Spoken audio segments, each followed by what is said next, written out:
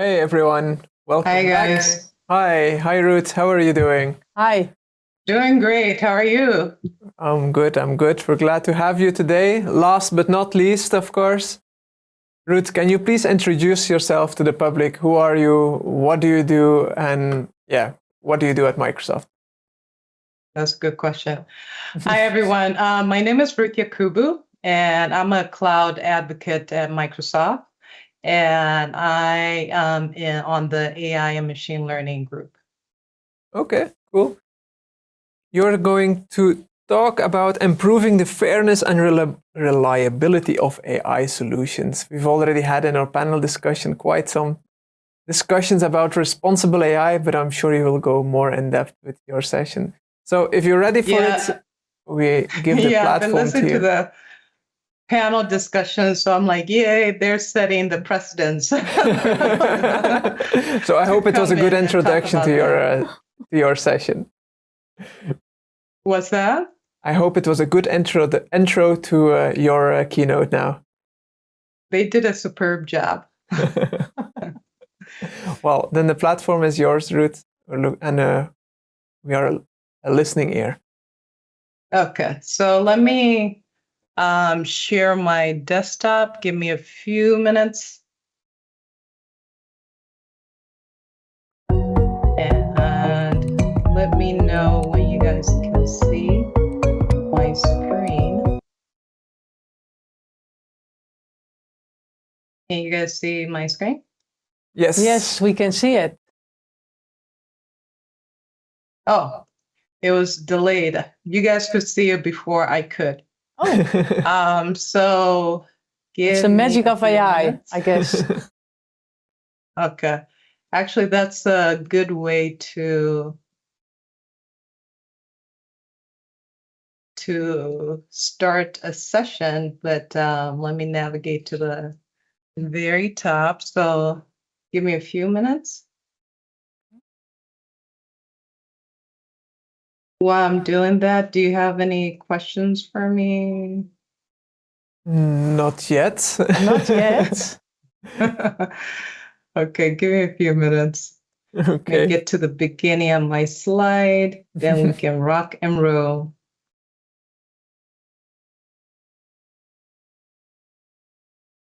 Okay. So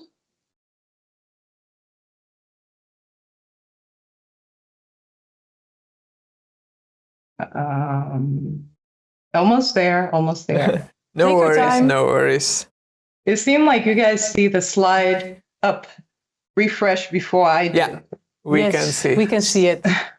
Okay, so let me get started. So in this session, I'm going to talk about how we developers can improve the fairness and reliability of AI, the AI solutions that we train and develop. So, okay. So one of the things that is very exciting about AI is everywhere. It's part of our lives and it's at the cutting edge of everything that we do. Most applications, almost every application is infused with AI. But on top of that, almost on a weekly basis, we constantly hear these news headlines highlighting concerns of AI, areas where it is used or misused. So with this comes with a lot of societal expectation. The expectations that the society has is constantly increasing. And one of the questions is the trustworthiness of AI solutions. The next thing is, okay, if their AI solutions, they have their functionality overall, are they trustworthy? But also companies developing AI solutions, do they have our best interests at heart? So those are some of the things that we constantly hear in the news chatter when it comes to AI. So one of the things that Microsoft is doing is helping enable practitioners like data scientists, AI developers, and organizations on how they can develop their AI systems or solutions more responsibly, to make them more responsible. So some of the areas that are critical is risk. So like addressing all the areas or assessing the areas where there are negative impacts that may be coming from an AI model, or having the ability to really understand a AI model. So similar to how Francesca was mentioning, this comes into areas where we have to explain why a model is having a certain outcome, or being able to interpret the behavior of a model. And lastly is trust. A lot of people may think, okay, I create a model, people are using it, but over time, we have to think about the human aspect of it. Is it harmful to people? Is it reliable? Is it safe? That sort of thing. So making sure those are met. And also, when it comes to trust, it's also the way people perceive maybe an organization's AI solutions. So you may be doing well, but have like a AI solution that had a negative effect on society, and that can totally ruin business or organization's reputation. So that's where Microsoft is keeping those in mind to help developers and companies be able to take those into the forefront of everything that we're doing.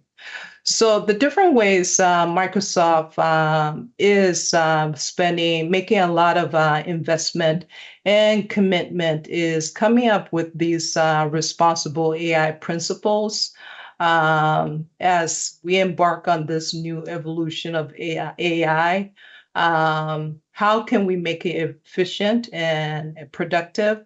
But how can we make sure in the end-to-end processes that when we're training and developing these AI solutions, how do we make sure they're being fair, they're reliable, and safe? About privacy, how are they handling privacy and security? Then when you have a model out there, how inclusive is it to different groups or different demographics? Then transparency, we can get into details on transparency, then accountability. So these are the key areas that Microsoft is really focused and committed into helping developers and organizations be able to produce AI systems that are more responsible. So I know a lot of you guys maybe wonder, okay, why responsible AI? We get the principles, but if a model is accurate, why should we really care? We've been doing business for a while. So one of the investment and commitment is around ethics and building solutions responsibly. So ethics and responsible AI. And when you think of fairness, reliability and safety, privacy and inclusion, some of the effects, use case that come in this area are things like sensitive areas, like the consequences of the impact of providing opportunity. So you need to ask yourself a question. The AI solution that I have, is it limiting or denying access or service, or is it excluding a certain group? That's one area. Then what is the risk of the AI solution imposing physical or psychological harm to people out there?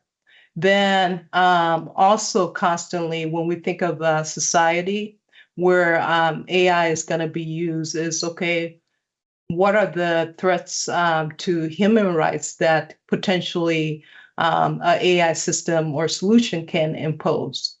Then the other area is accountability and transparency. So as most of you guys know, AI, when you have an AI model, it's a black box. So it's very hard to decipher from these outputs that the AI solution is given, how were the outputs derived based upon the input that it was given. So one of the areas is transparency. Being able to explain, not just explain why a model behaved the way they did, but now we have a lot of industries out there that have regulations where you have to be able to provide some kind of what's it called? Proof, explanation, auditing, and be compliant into explaining reasons why an AI solution predicted an outcome the way it predicted, or recommended something the way it recommended. So let's take the financial services industry, for instance. When practitioners or businesses or banks are issuing loans, they have to be able to explain why a loan was given to X person versus one person versus another. So being able to provide this transparency is important. Then communication. So communication is not just being able to explain how your model behaved, but you should be able to explain or disclose when, why, and how you went about building and deploying a model. And another way is also to be forthright into disclosing areas where the model does not perform optimally to the end user or the public. Then the last area is the ability for developers or data scientists to be able to evaluate and debug models and monitor models over time, but work very closely with stakeholders in terms of making decisions, empowered decisions based upon what the model is doing. Then lastly, at Microsoft, we constantly look at ways to make artificial intelligence real to businesses or developers out there by expanding on the AI technology and also with the OpenAI platform. So as you're wondering, what does this mean to you?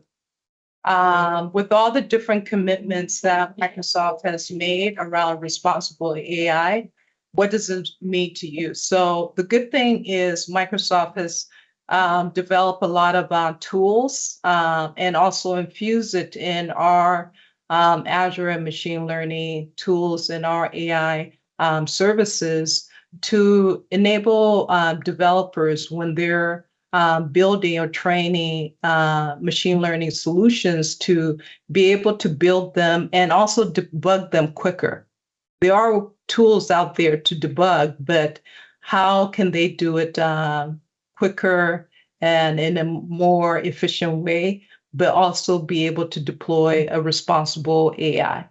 Then also enabling decision makers. So providing that transparency for them to understand the model, but also to make decisions based upon the predictions faster and with more confidence based upon the holistic information that the AI solution is able to produce. Then lastly, improve people's perception and trust for the AI systems that we're building out there. So as an AI developer or data scientist, we're the traditional way of going about and debugging AI solutions is, hey, you go through and build, whether it's a classification model or a regression type of use case, you build the model, then how do I debug to figure out how effective it is? So let's say, for instance, I say, hey, this model is 93% accurate. Then we say, yay. But the question is, does it mean that it's 90 out of the 93% accuracy? Is it fair? Is it inclusive? How do we go about measuring that? Because a lot of the way we go about measuring our AI solutions are based upon calculations, but some of the human aspects are harder to decipher and to be able to really debug and see the accuracy of it. So an example is, let's say, a speech-to-text model, evaluating the accuracy rate and the tolerance of the transcription may be different for, let's say, a doctor's office versus making transcriptions for, let's say, a book. So how do you measure how accurate something is? So those are different areas that we need to take into consideration. Then the question is, what is in the black box? Because our models are black box. We have input, output. But how do we go about explaining how the AI solution is going about and making its prediction? So that's always a challenge. So as we think of all those challenges, to make it more real, let's think of some of the gaps that we tend to have after we create our model, the limited calculations in terms of measuring the performance metrics of a model. How would you be able to look at feature error distribution? So this basically means that in the areas that your model is failing, what features are contributing to that? In most cases, we don't know. Then how can we compare one cohort versus another? Because the model may be performing perfectly in one group of people, but when you expose it to a certain group of people, that's when the performance really is poor. So how do we go about exposing that? Then sensitivity, what features, sensitive features can we assess to evaluate the fairness? So I use the example of a loan approval. So if a loan is being approved mostly for males than females, then, okay, how do we go in and figure out, okay, where's the gap? Then explainability, interpretability, that as well. So if you're a doctor, you use an AI system to help you make a diagnosis. The question, let's say you're audited, what were the key features that led you to diagnose a patient that they had this maybe ailment versus another? Then decision making. One of the things about AI is not just about data scientists or AI developers. We have to also bring in the business analysts and the stakeholders in the picture. So when a model makes a prediction, we have to think of what are the counterfactuals. So back to this case of, let's say, a loan approval. If you deny a loan to somebody, you should, and they ask you, okay, why was the loan declined? You can't say, well, the AI solution told me to decline it. No. The good thing, one of the things that we need to take into consideration is counterfactuals are, okay, what are the features that we can alter in order to change the outcome? So with that, you can tell the end user that, hey, if you increase your salary by X, or if you increase your credit rating by X points, you should be able to the model will approve your loan. So there shouldn't be any ambiguity on the user side. Then also making recommendations. So decision makers being able to take a step back and ask hypothetical questions like, okay, what will happen if we introduce this new drug? What would be the effects of it? So those are different areas of when we're building AI solutions, how can we build them responsibly? So one of the things that Microsoft has really invested a lot of time is open source tools. I know Francesca mentioned some of these: Fairlearn, InterpreML, error analysis, EconML, Hacks tool, counterfeit dice. There's so many tools out there that the Microsoft research team has been working closely with organizations to be able to bring this holistic, way of empowering developers to be able to debug and gain insights to help them be able to mitigate areas that they could be gaps into their AI solution and models. So let's take a look at what Microsoft has done. So in Build, back in May at Microsoft Build, we announced the Azure Machine Learning Responsible AI Dashboard.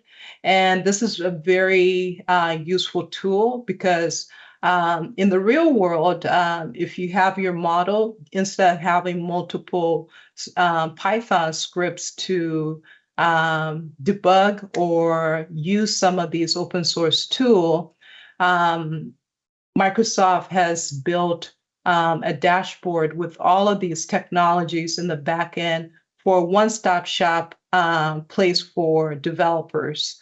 And knowing that Azure Machine Learning is the end-to-end solution for the whole machine learning life cycles, it provides you opportunity to be able to identify errors. So doing error analysis, figure out where in your model there could be errors.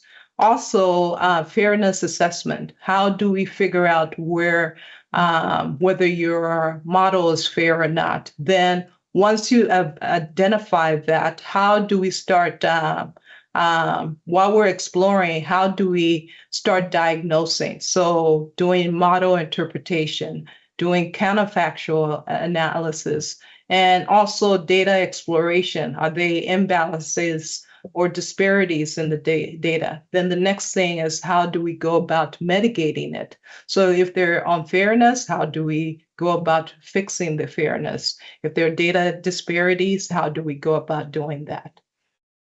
So to give you an idea, I want to go through each section of the dashboard. So the very first thing is error analysis. And basically, I just copied, chopped up the key areas that are important. But when you launch it in Azure Machine Learning, it looks a little more pretty and intuitive, and each section is more easy to understand. So let's say you have a model, it's able to show you based upon a decision tree where your errors are most concentrated on. So the very first tree, like the dark red areas, it's like, okay, these are areas where most of your errors are coming from. Is able to show you a heat map, so you can dive deeper into certain features and to be able to see, okay, which subgroups of your data is the error coming from. Then, similar to how we have feature importance, a good thing that error analysis also does is it gives you a whole distribution of, okay, these are the key areas that are causing features that are causing errors in your model. So that's the very end image. Then the next thing is having a model overview. So the normal traditional way that we have in terms of measuring AI performance metrics, let's say confusion metrics, or looking at the mean root square or R square metrics. The good thing is we still have those, but the good, I keep saying the good thing, we can see how excited I am. But one of the benefit and advantages of that, it goes a step deeper. You can create different cohorts and subgroups and be able to do comparison analysis of where your model is performing well and areas where it's having challenges. So those are the types of information that it gives. And all these heat maps will also show you areas that your model is struggling. Another thing is data exploration. So with data exploration, show you the disparities in your data. You can also compare X and Y axis and debug how certain features are impacting other features. And you can see areas where maybe your data set is overrepresented in a certain feature or underrepresented in another feature. So to go ahead and go back to the drawing board and change your data set. Feature importance is very important. So on a holistic level, so on a global level, as you're trying to figure out, okay, what are the important features that are leading to my model prediction, you can totally use a dashboard, and it shows you all the areas that important features that are driving your model's prediction.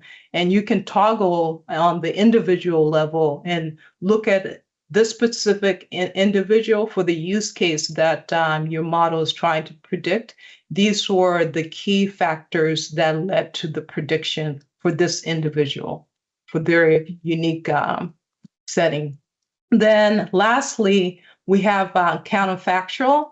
So it'll show you how your data is dispersed based upon the prediction. But the good thing is in those dotted areas, you can click on one of the dots, like look at the certain individual data set. Let's say you're measuring, okay, how likely is the employee to leave a company? The prediction will show that, yes, this individual is more, there's a prediction that this individual will leave the company. So what additional feature and capability this will give you is that decision making, like what features do we need to alter to make the employee stay? So with this one, it will give you, in my example, I selected, okay, give me 10 different alternative alterations I can potentially make for this individual to stay. So those are the powers of unlocking your AI model to be able to make decisions and to totally understand how well your model is performing. And another thing is also a good way to also catch errors, because let's say for a loan prediction type of scenario, I ask, give me all the different counterfactuals that if a loan is disapproved for this individual, what can they do to change, get approved? And one of the suggestion is if they're male, the suggestion is like, okay, become a female, then your loan will be approved. Those are the areas that you can identify that, okay, there's your model may not be behaving correctly. So to end, what Microsoft has basically done in the Azure machine learning is incorporate everything that you're used to doing, building your models in the whole machine learning life cycle, from bringing the data, training the data, deploying the data. It incorporates all these tools for you to be able to debug your model, ship it out, and also with security, have also open source tools like Smart Noise or Counterfeit to help you for the security part, because you are dealing with data back and forth. So how do you mask the data for people prying eyes and whatnot, and also controlling like your inventory. So lastly, to end, I'd like to end by this quote by Brad Smith, the president and chief legal officer at Microsoft. And basically, in the quote I like is, when your technology changes the world, you bear the responsibility to help address the world that you have helped create it. So if you help create a model that's harmful to society, you are also going to live with the consequences of that technology that you've built. So to end with, these are very useful resources if you want to learn about what Microsoft is doing in the area of responsible AI. You can visit AKMS/RAI. And if you want to get a tutorial, hands-on tutorial, I know you guys can't wait to get the hands-on tutorial on how to build and deploy a model, and also use responsible AI dashboard with all the cool features that I mentioned. You can visit the second link for an end-to-end tutorial. Thank you. Thank you very much for the insightful presentation, how we need to, all the things we need to think about when we want to build a responsible AI model. I think there's a lot of lessons that many of us can use in our next project. Thanks Definitely, very much. Absolutely. Thanks a lot. Yeah, thank you, guys. All right. Have a great day. Have a good Yeah, great you too. day. Thank you. Bye-bye. Bye-bye.